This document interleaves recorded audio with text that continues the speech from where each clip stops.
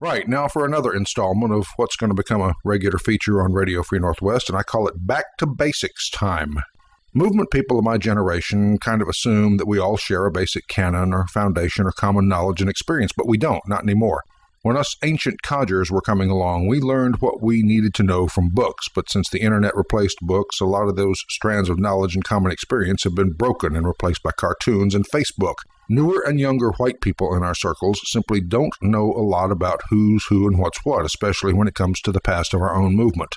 I referred just now to the possibility of our locating and motivating our own Northwest George Lincoln Rockwell, and I'm sure that most of you understood who I was talking about. But I have a horrible suspicion that some of you listening to this broadcast didn't get that reference at all, and that has to be rectified immediately. There's no excuse for any white man or woman or child in North America not knowing who George Lincoln Rockwell was. Rockwell is the founder of the present-day racialist movement in the U.S. and the founder of American National Socialism. George Lincoln Rockwell was our St. Peter. Just as St. Peter brought Christianity to Rome and made sure that it became a universal religion and not just a local cult in Palestine, Rockwell took a localized, or at least European-only racial doctrine, Adolf Hitler's National Socialism, and he brought it to the center of the known world at the time, the United States, and made sure that it became a universal creed of white salvation. George Lincoln Rockwell was born in Bloomington, Illinois on March the 9th, 1918. His father was a successful comedian and vaudeville showman named Doc Rockwell. Rockwell grew up around actors and theater people, including a lot of Jews, so it can hardly be said that his so-called prejudice later in life came from ignorance.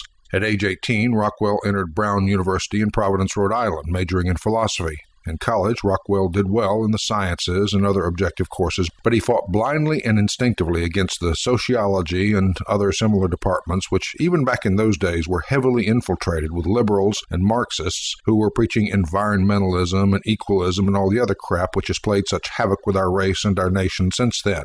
When World War II came, Rockwell enlisted in the United States Navy. He got into naval aviation and became a fighter pilot. He served aboard the USS Omaha in the South Atlantic and off North Africa during the invasion, ironically fighting the very Nazis he would later embrace as the champions of our people. He was sent to the Naval Photographic School for pilots and assigned to the USS Wasp, and from there he went to the Pacific Theater. He became a commander of forward air control operations for Marine Corps assault troops. He saw action at Guam, Okinawa, and other Pacific hotspots. At the end of World War II, he was commanding officer of a squadron in Hawaii. During the war, Rockwell earned 9 decorations, 2 of them for valor in combat. After the war, Rockwell attended Pratt Institute Art School in New York, where he discovered his talents as an artist and cartoonist that were later to stand him in such good stead as a political leader. Rockwell was recalled to active duty during the Korean War in 1950. He trained Marine and Navy pilots in close support of troops, and then he was transferred to Iceland, where he became commanding officer of a squadron at Keflavik.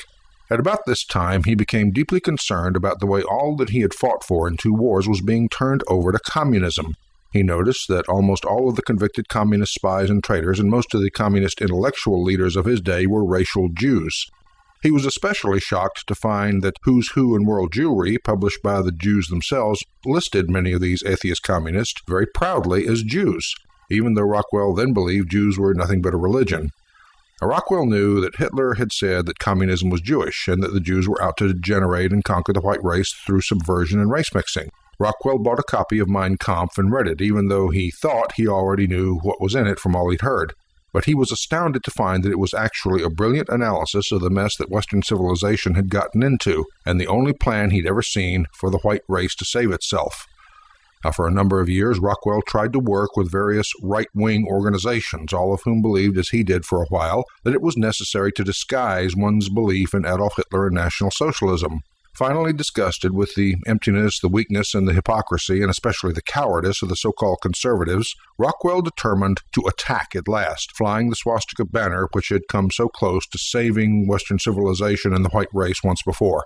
Rockwell said, and I quote, "Since our cause is fundamentally the truth, I don't see how we can win by lying or misrepresenting what we are for fear of the Jews. The only time in the 100 years of the rise of communism that this plague has ever actually been beaten, it was beaten not by conservatives, but by radicals and fighters whom the enemy called Nazis and fascists and whom they really did fear. Only in Germany, Spain, and Italy has communism ever been conquered. We are damn fools to be afraid to follow the only examples that ever worked." End quote. Rockwell formed a small group which he called the American Nazi Party. He hung up a swastika banner in front of his home and he dared the Jews to do something about it. The publicity gave him a much-needed platform from which to call the attention of his fellow Americans to the increasingly desperate situation of America and our great white family of peoples. Rockwell believed that it was time for the white man to take America back from the aliens, the minorities, and the terrorists in power under the demagoguery of cheap politicians. To accomplish this, Rockwell believed he had to win not the few in the right wing or the upper classes, but the millions and millions of our people. Now, we need to understand that about Rockwell's career, that he genuinely believed in a mass movement of whites, and to be fair, in his time, in the 1960s, something of the kind might have been possible. 50 years ago, white people weren't nearly so weak and confused and morally corrupted by Jewish brainwashing as they are today. It was still possible to raise a good old-fashioned white mob on occasion. And given adequate financing and skillful handling, a genuine mass white resistance movement might have been a possibility. Within 5 years, Rockwell had led the American Nazi Party from a tiny and scorned band of roughnecks willing to take to the streets to fight treason and race mixing, to a party that had headquarters in Washington, Chicago, Los Angeles, and most major cities, and commanded the grudging respect of the enemy even though there was powerful censorship of the American right to know of what Rockwell was doing. Under Commander Rockwell, the party published the Rockwell Report, the Stormtrooper, and the National Socialist World, along with bulletins for party members only. Rockwell had plans to organize the White Guard, young white fighting men to help protect society from black and red revolution, which was already conquering the police departments of Los Angeles, Chicago, Cleveland, and many other cities. Rockwell lived a shadowy existence on the fringes of the American political scene. He was misunderstood and rejected by the vast majority of his fellow white Americans, whom he loved dearly.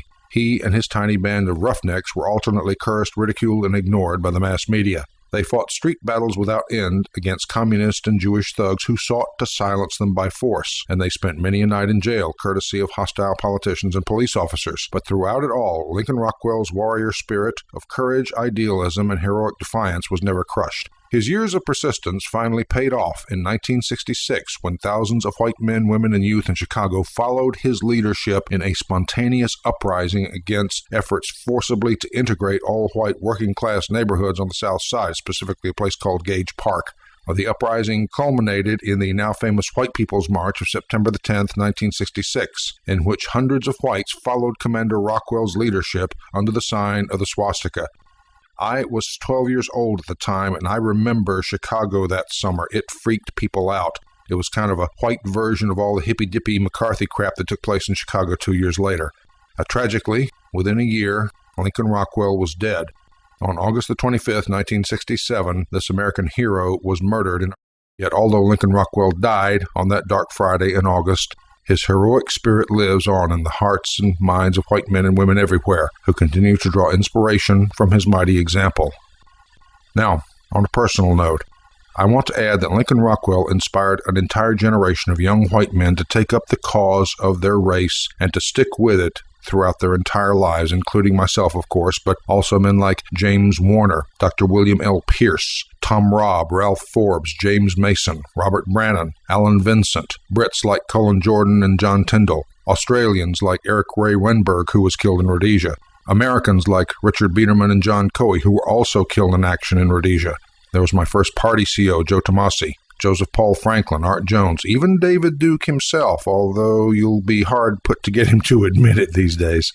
Back in his wild and uproarious youth, Don Black even took a bullet for the old party. Long story, that. I'm not completely sure on this, but if memory serves, even Tom Metzger dabbled in the old A&P back in the day in Southern California, along with the mystery writer James Ellroy, who referred to that time of his life in his autobiography. And then there was the movement's first post-war female martyr, Kathy Ainsworth, who was murdered by police in Atlanta, and who was the model for Kathy Frost in my Northwest novels. That's another name nobody remembers today. Oh, and you remember a name from my novel The Brigade, Machine Gun Mike Gauss. He was real as well. So were Slugger Tiny Knowlton and Wildman Mooney, who was my first team leader in El Monte. George Lincoln Rockwell left behind not just a political and an ideological legacy. He left a human one. And those of us who remember may yet crown his life and his work with victory before we're done.